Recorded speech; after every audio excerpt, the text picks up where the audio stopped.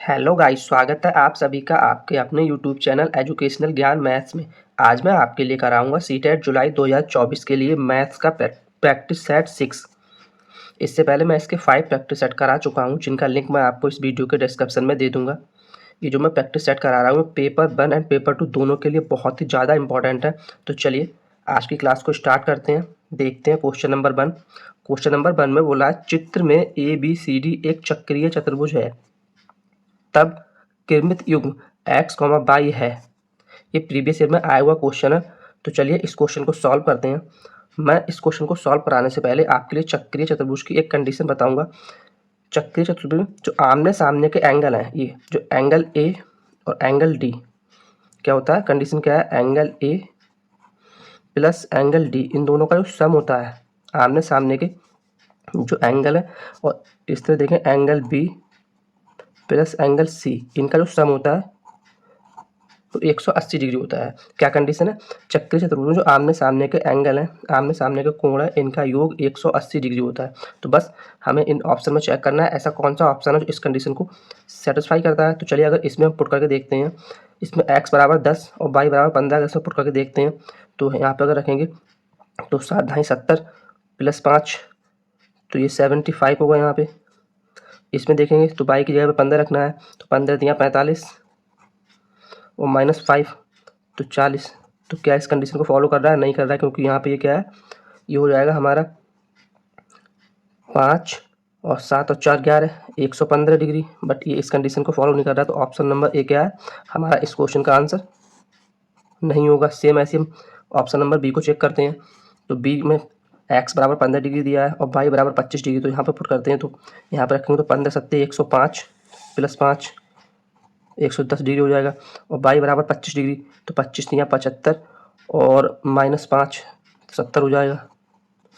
तो कितना मिल रहा है 180 डिग्री। तो हाँ ठीक है, जो ऑप्शन नंबर बी है वो हमारा कंडीशन को फॉलो कर रहा है, क्योंकि हमें 180 डिग्री ही तो लेके आना है। ओके, तो ऑप्शन नंबर बी क्या हो जाएगा हमारा इस क्वेश्चन का राइट आंसर। क्लियर है।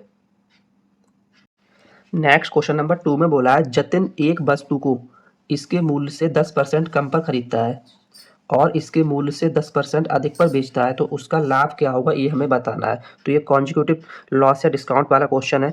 तो इस टाइप के क्वेश्चन को सॉल्व करने के कई सारे मेथड होते हैं, बट मैं आपके लिए सबसे इजी मेथड बताऊंगा। अगर आपको ये मिलता है ऐसा क्वेश्चन, 2 छूट वाला या 2 डिस्काउंट वाला कुछ भी, तो आपको अगर प्रॉफिट या लॉस निकालना है तो इसका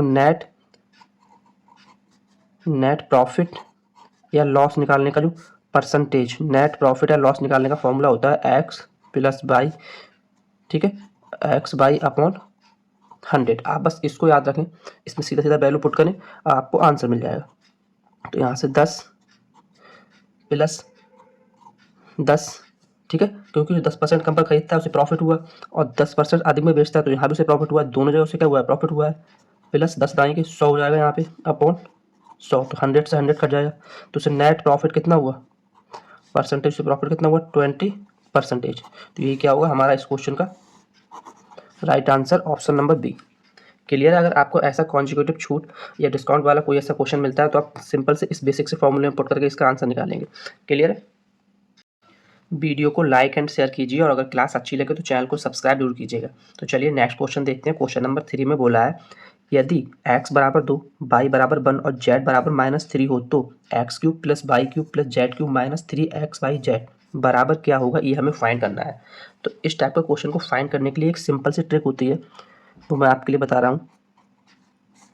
ये कंडीशन हमें कब मिलती है, ये कंडीशन हमें मिलती है जब x plus y plus z, x plus y plus z बराबर 0। अगर ये हमें मिल रहा है तो इसको हम एक्सपेंड करके हमें ये कंडीशन मिलती है, ठीक है। तो यहाँ पे अगर हम वैल्यू पुट करेंगे, एक्स की जगह पे 2, वाई की जगह पे 1 और जेड की जगह पे -3, तो यहाँ से हमें कंडीशन 0 बराबर 0 मिल रही है, ठीक है। तो ऑप्शन नंबर डी क्या होगा हमारा इस क्वेश्चन का राइट आंसर, ठीक है। अब अगर आपको ये कंडीशन नहीं पता है कि हमें ये वाली पोजीशन कब मिलती है, तो आप सीधा इसमें वैल्यू पुट करके भी इसको आंसर निकाल सकते हैं। यहाँ पे अगर आप एक्स की जगह पे 2 रखेंगे तो हमें 8 मिल जाएगा, प्लस 1 मिलेगा, और जेड के माइनस के 27 मिलेंगे। माइनस यहाँ जब एक्स वाई जेड की मल्टीप्लाई कराएंगे तो यहाँ से 3 दूनी 6 एकम 6, किसके माइनस करेंगे तो माइनस माइनस क्या हो जाएगा प्लस, यहाँ पे 6 3 18 हो जाएगा। यहाँ पे सिंपल जब 18 और 9 27 हो जाएगा तो 27 माइनस 27, तो हमें क्या मिल जाएगा 0। तो आप यहाँ से डायरेक्ट वैल्यू पुट करके भी निकाल सकते हैं और इस कंडीशन को फॉलो करके भी निकाल सकते हैं। तो ऑप्शन नंबर डी हमारा क्या हो जाएगा इस क्वेश्चन का राइट आंसर। क्लियर है, जो आपको बेस्ट लगे उस तरह से आप इस क्वेश्चन को सॉल्व करें। नेक्स्ट क्वेश्चन नंबर 4 में बोला है ताश की 52 पत्ती की गड्डी से एक पत्ता स्वेच्छा से निकाला जाता है, क्या प्रायिकता है कि पत्ता हुक्म का हो या इक्का हो। तो ये प्रोबेबिलिटी का क्वेश्चन है, कभी कभी ये क्वेश्चन भी हमें एग्जाम में देखने को मिलता है। तो मैंने वो सभी क्वेश्चन इस क्लास में लिए हैं जो हमें एग्जाम में देखने को मिलते हैं। तो चलिए इस क्वेश्चन को सॉल्व करते हैं। ये जो प्रोबेबिलिटी का क्वेश्चन है इसमें इसने बोला कि 52 पत्तों की गड्डी है। अब इसमें थोड़ा सा हमें गड्डी का ज्ञान होना चाहिए। हमें पता है कि जो हुक्म के पत्ते होते हैं वो कितने 13 होते हैं, ठीक है। अब इक्का कितने होते हैं, एक गड्डी में 4 इक्का होते हैं। तो हुक्म के पत्तों की जो हुक्म का पत्ता आने की क्या इसमें प्रायिकता है 13, और इक्का आने की कितनी 4, क्योंकि इक्के 4 होते हैं और हुक्म का पत्ता आने की 13, तो 4/13 क्या होगा हमारा इस क्वेश्चन का right answer option number D. ठीक है, ये हमको थोड़ा सा पता होना चाहिए कि एक गड्डी में कितना हुक्म का पत्ता होता है और कितने इक्के होते हैं। तो 4/13 क्या हो जाएगा इस क्वेश्चन का right answer. Clear. Next question number 5 में बोला है दो लंब वृत्तीय शंकु की ऊंचाइयों का अनुपात 25:64 है तथा उनके व्यासों का अनुपात 4:5 है। इनके आयतनों में क्या अनुपात होगा ये हमें निकालना है। ठीक है, तो जो लंब वृत्तीय शंकु है उसका आयतन क्या होता है 1/3 पाई r1² h1 अपॉन 1/3 पाई r2² h2। तो यहाँ से 1/3 पाई से 1/3 पाई कैंसिल हो जाएगा। तो अगर हम यहाँ निकालेंगे r1 अपॉन r2², तो यहाँ पे इसने r दिया बट यहाँ पे इसने हमें व्यास दिया है d। तो इसका जब आधा करेंगे हम तो 2 हो जाएगा। तो 2² upon 5/2² into h1 upon h2 कितना है 25/64। तो यहाँ से जब इसे सॉल्व करेंगे तो हमें क्या मिल जाएगा 4, और ये 4 ऊपर पहुँच जाएगा 4 अपॉन में 25 इंटू 25/64। तो 25 से 25 कैंसिल हो जाएगा और 4 चौक 16 चौक 64। तो यहाँ से हमें आंसर क्या मिल जाएगा 1:4। क्लियर, समझ में आया। यहाँ पे आपको ये पता होना चाहिए कि लंबवृत्तीय शंकु का आयतन क्या होता है। तो ऑप्शन नंबर सी क्या होगा हमारा इस क्वेश्चन का right answer. Clear. Next question number 6 में दिया है ए का वेतन बी के वेतन से 25% अधिक है, तो बी का वेतन ए के वेतन से कितना प्रतिशत कम होगा ये हमें निकालना है। तो इसने दिया क्या है हमें कि ए का वेतन बी के वेतन से 25% अधिक है। कितना दिया है 25%। तो इसको अगर हम फ्रैक्शनल वैल्यू में लिखेंगे तो 1/4 मीन्स इसमें यहाँ पे कंडीशन क्या है, ये तो हमारा क्या है क्वेश्चन को पढ़ना बहुत अच्छे से। इसने बोला यदि ए का वेतन बी के वेतन से 25% अधिक है, ठीक है। तो ये तो हमारा बी का हो गया, इसमें एक हमने ऐड किया तो ये हमारा क्या हो गया ए का वेतन और ये हो गया हमारा बी का वेतन। ठीक है, अब आगे इसने क्या कंडीशन दी तो बी का वेतन ए के वेतन से कितना प्रतिशत कम है। ठीक है, निकालते हैं इसको। दोनों में डिफरेंस देखेंगे तो डिफरेंस कितने का एक का। अब किसके रेस्पेक्ट में निकालना है ए के रेस्पेक्ट में, तो बी का वेतन निकालना है ए के वेतन से। तो ए का कितना है अभी 5 है, बस ये हमें देखना है किसके रेस्पेक्ट में निकालना है, ए के रेस्पेक्ट में निकालना है इंटू 100। यहाँ से जब सॉल्व करेंगे तो क्या मिलेगा 20 पंजे 100 होता है, तो 20% जो क्या होगा हमारा इस क्वेश्चन का answer option number D. Clear. जो क्वेश्चन में उसने बोला है उसको अच्छे से पढ़ना है कि किसके रेस्पेक्ट में निकालना है, जिसके रेस्पेक्ट में निकालना है वही हमें अपॉन में रखना है, इंटू मल्टीप्लाई 100 से कराना है। ओके। नेक्स्ट क्वेश्चन नंबर 7 में दिया है दो प्राकृत संख्याओं का योग 8 है, यदि उनके व्युत्क्रमों का योग 8/15 है तो दोनों संख्याओं को ज्ञात कीजिए। तो इस टाइप के क्वेश्चन को सॉल्व करने के लिए मैंने आपको बताया आप इस टाइप के क्वेश्चन को सीधा ऑप्शन से सॉल्व कीजिएगा, आप इसको माइंड में ही सॉल्व कर सकते हैं। तो पहली कंडीशन क्या है दोनों का योग 8 है, तो यहाँ पे 4 + 4 इसका भी 8 हो रहा है, मतलब 8 तो सबका ऐड हो रहा है। ठीक है, नेक्स्ट कंडीशन देखते हैं। इसने बोला है कि उनके व्युत्क्रमों का योग 8/15 है। तो अगर हम इसे सॉल्व करेंगे ऑप्शन नंबर ए को देखते हैं तो व्युत्क्रम मतलब 1/4 प्लस 1/4, तो ये हमारा कितना होता है 1/2। मतलब ये तो इस कंडीशन को फॉलो नहीं कर रहा है, तो ऑप्शन नंबर ए तो हमारा नहीं है। ऑप्शन नंबर बी देखते हैं सॉल्व करके हम, तो 1/1 प्लस 1/7, तो ये भी नहीं हो रहा है। ऑप्शन नंबर बी भी हमारा गलत होगा। अब ऑप्शन नंबर सी को हम चेक करते हैं 1/2। ये सब आपको माइंड में चेक कर लेना, मैं आपको यहाँ पे करके दिखा रहा हूँ, बट जब आपको एग्जाम में होगा तो आपको सीधा सिर्फ माइंड में चेक करना है। ठीक है, तो यहाँ से जब से हम देखेंगे तो ये भी हमारा नहीं हो रहा है 1/8, क्योंकि यहाँ पे हम 6 एलसीएम लेंगे तो नहीं हो पाएगा। अपॉन में हमें कितना 15 लाना है, सीधा आप देख लेंगे अपॉन में हमें कितना 15 लाना है। अब ऑप्शन नंबर 4 देखते हैं, तो 1/3 प्लस 1/5, इसका जब हम एलसीएम लेंगे तो एलसीएम कितना 15 आ जाएगा। तो बस यहीं से आपको समझ में आ जाएगा कि अपॉन में 15 आ रहा है, तो ऑप्शन नंबर डी क्या होगा इस क्वेश्चन का राइट आंसर। हमें आगे सॉल्व ही नहीं करना है, तो 8/15 ऑप्शन नंबर डी क्या हो जाएगा हमारा इस क्वेश्चन का राइट आंसर। के लिए आपको इस तरह से एग्जाम में इस क्वेश्चन को सॉल्व करना है। नेक्स्ट क्वेश्चन नंबर 8 में बोला है एक समचतुर्भुज जिसे हम बोलते हैं रोम्बस के विकर्ण 10 सेंटीमीटर व 24 सेंटीमीटर है, इसका परिमाप क्या होगा ये हमें निकालना है। ठीक है, तो चलिए पहले मैं आपको दिखाता हूँ समचतुर्भुज का डायग्राम। ये कोई मैं समचतुर्भुज बना रहा हूँ, इस तरह से होता है, कोई समचतुर्भुज है। ठीक है, थोड़ा सा ये स्क्वायर टाइप का बन गया। अगर आप इसको थोड़ा सा मतलब यहाँ से तिरछा कर लेंगे, हल्की सी लाइन तिरछी होती है, इसके जो डायगोनल होते हैं वो एक दूसरे को 90 डिग्री पे काटते हैं। ठीक है, इसके जो डायगोनल है वो एक दूसरे को 90 डिग्री पे काटते हैं। तो जो समचतुर्भुज है इसका इसने क्या दिया, विकर्ण हमें दे दिए 10 सेंटीमीटर बट 24 सेंटीमीटर। तो समचतुर्भुज का अगर हम भुजा निकालेंगे, एक साइड निकालते हैं ए, तो इसके लिए फॉर्मूला क्या होता है 1/2 अंडर रूट में d1 का स्क्वायर प्लस d2 का स्क्वायर। डी क्या है विकर्ण, तो अगर यहाँ से सॉल्व करेंगे तो हमें क्या मिल जाएगा 1/2 अंडर रूट में d1 का स्क्वायर 100 और d2 का स्क्वायर 24, 24 में 576 होता है, तो ये हो जाएगा हमें यहाँ से मिल जाएगा 676। तो यहाँ से 1/2 और 676, ये अगर इसका वर्गमूल हम निकालेंगे तो ये होता है 26 का। तो यहाँ से हमें क्या मिल जाएगा 13 सेंटीमीटर। निकालना हमें क्या है परिमाप, निकालना है परिमाप। तो परिमाप जो स्क्वायर का होता है वही रोम्बस का होता है। समचतुर्भुज का 4a, तो यहाँ से 4a की जगह पे 13, तो 52 सेंटीमीटर हमारा क्या होगा इस क्वेश्चन का right answer, option number D. Clear है।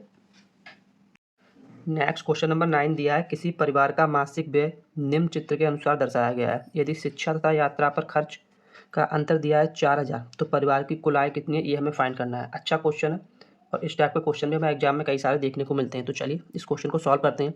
यहाँ पे इसने क्या दिया है शिक्षा और यात्रा का खर्च, शिक्षा मतलब एजुकेशन और यात्रा ट्रेवल, इन दोनों का अंतर दिया है। तो 25% माइनस 15%, ठीक है, तो यहाँ पे वैल्यू दी है, इनका अंतर कितना दिया है 4000 रुपये। तो यहाँ से 10% बराबर 4000, तो 1% की अगर वैल्यू निकालेंगे तो 400 रुपये। ठीक है, बट इसने पूछा क्या कि कुल परिवार की आय कितनी है, तो परिवार की कुल आय तो 100% होती है। तो अगर यहाँ से हम 100% निकाल देंगे तो हमें कुल परिवार की आय मिल जाएगी। तो यहाँ से क्या मिल जाएगा हमें 40,000 रुपये, जो क्या होगा हमारा इस क्वेश्चन का answer, option number C. Clear है। नेक्स्ट क्वेश्चन नंबर 11 में दिया है यदि a+2 a+4 अविभाज्य संख्याएं हों तो a के कितने मान हो सकते हैं ये हमें निकालना है। तो यहाँ पर अगर हम पुट करके देखेंगे, अगर यहाँ पर हम a बराबर 1 पुट करते हैं तो हमें क्या मिल जाएगा इस कंडीशन में 1 मिल जाएगा, 3 मिल जाएगा और 5 मिल जाएगा। ये तीनों अविभाज्य हैं। अब सेम ऐसे अगर 2 हम पुट कर नहीं करेंगे क्योंकि 2 तो सम संख्या है, विभाज्य संख्या है। तो अगर हम यहाँ पर 3 पुट करेंगे तो हमें क्या मिलेगा 3 मिल जाएगा और 3 2 5 मिल जाएगा और 4 और 3 7 मिल जाएगा। ये भी तीनों हमें अविभाज्य संख्या मिली। 4 पुट करेंगे 5 पुट करेंगे तो 5, 5 और 2 7 और 5 और 4 9, मतलब 9 हमें विभाज्य संख्या मिल जाएगी। तो ए के कितने मान हुए, ए के 2 ही मान हो रहे हैं, ये 1 और 3। तो ऑप्शन नंबर ए क्या होगा हमारा इस क्वेश्चन का राइट आंसर। क्लियर है। नेक्स्ट क्वेश्चन नंबर 12 में दिया है दो संख्याओं का मासा और लासा क्रमशः दे रखा है 13 और 1989 है।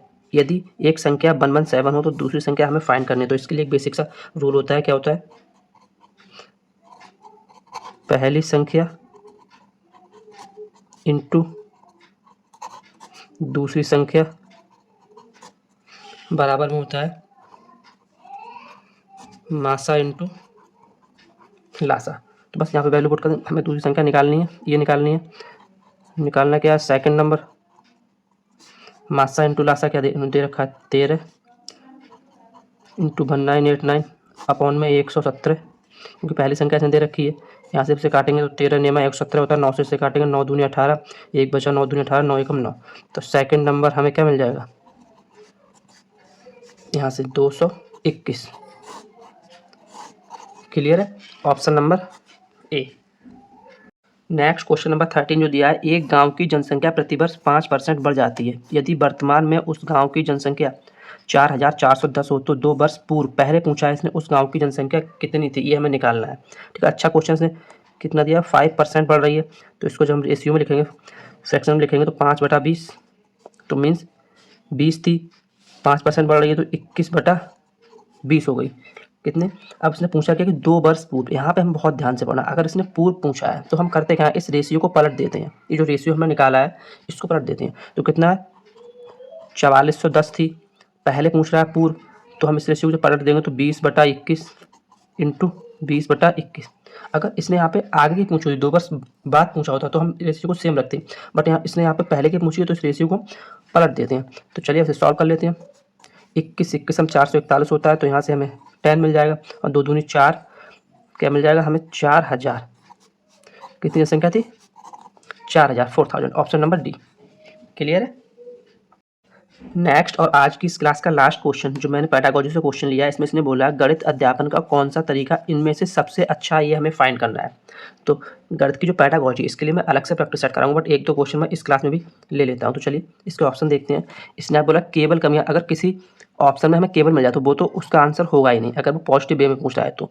नेगेटिव वे में पूछ रहा है तो उसका आंसर हो सकता है, यहाँ भी केवल मिलेगा तो ये भी इसका आंसर नहीं होगा। हर शिक्षार्थी को एक ही तरह पढ़ाना, और बी ऑप्शन में दिया शिक्षार्थियों को उनकी विद्यमान क्षमताओं को विकसित करने के लिए प्रोत्साहित करना। तो यहाँ पे हमें टैग वर्ड्स देखने पड़ते हैं, जहाँ हमें प्रोत्साहित करना मिल जाए या उत्साहित करना, तो वही हमारा उस क्वेश्चन का राइट वे में आंसर हो। तो ऑप्शन नंबर बी क्या होगा हमारा इस क्वेश्चन का राइट आंसर। ऑप्शन नंबर जो डी इसने दिया, हर शिक्षार्थी को एक ही तरह पढ़ाना, ये भी पॉसिबल नहीं है। कुछ शिक्षार्थी मंदबुद्धि होते हैं, कुछ शिक्षार्थी तेज होते हैं, तो उनको एक ही तरह एक ही वे में पढ़ाना पॉसिबल नहीं है। तो ऑप्शन नंबर बी क्या होगा हमारा इस क्वेश्चन का राइट आंसर। तो चलिए आज के लिए इतना ही, मिलते हैं कल एक और शानदार क्लास के साथ। थैंक्स।